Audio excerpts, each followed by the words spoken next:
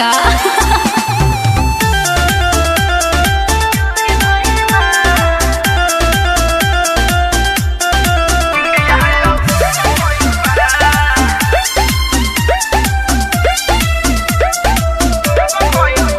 जब कमर लचका के चली पूछे सहाल के अच्छा? केहू बा दीवाना हमर गोरे गोरे गाल अरे मैडम से जान ले बुका हो ए बाबू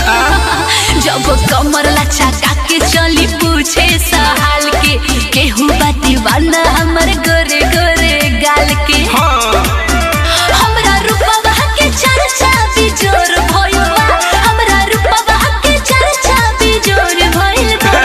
अरे ई का कह देलू बुझलो? एक पीस बादू यही लसोर भइल बा एक पीस बादू यही लसोर भइल बा तोहरा बिंदिया प इंडिया या जोर भइल बा एक पीस बादू यही लसोर भइल बा तोहरा बिंदिया प इंडिया या जोर भइल बा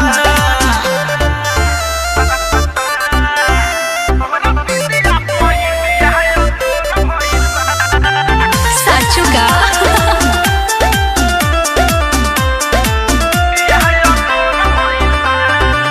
ब्यूटी पर ड्यूटी करल चाहे सब अच्छा? ए बाबू सुनो सयान भइनी अबे का देखतारा अरे का देखियो बोला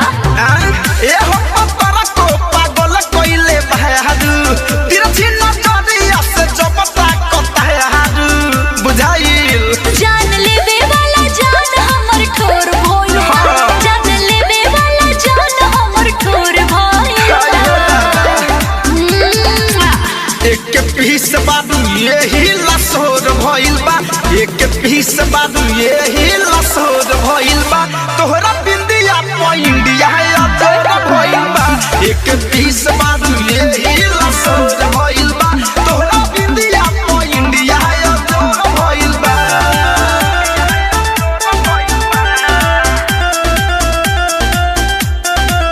साचू का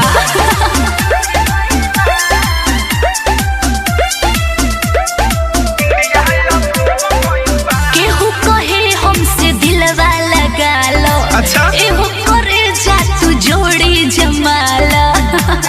का मारी के मुसकी तू जब जब हसेलू धड़कन धनंजय के दिल में बसेलू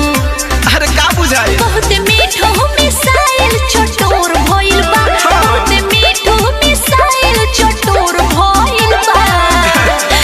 आई हो दादा एक पीस बादू यही लसोर भइल बा एक पीस बादू यही लसोर भइल बा तोहरा बिंदिया प इंडिया या जोर भइल बा एक पीस बादू यही लसोर भइल बा तोहरा बिंदिया प इंडिया या जोर भइल बा आई कॉल यू लेटर अरे बाप रे कब कर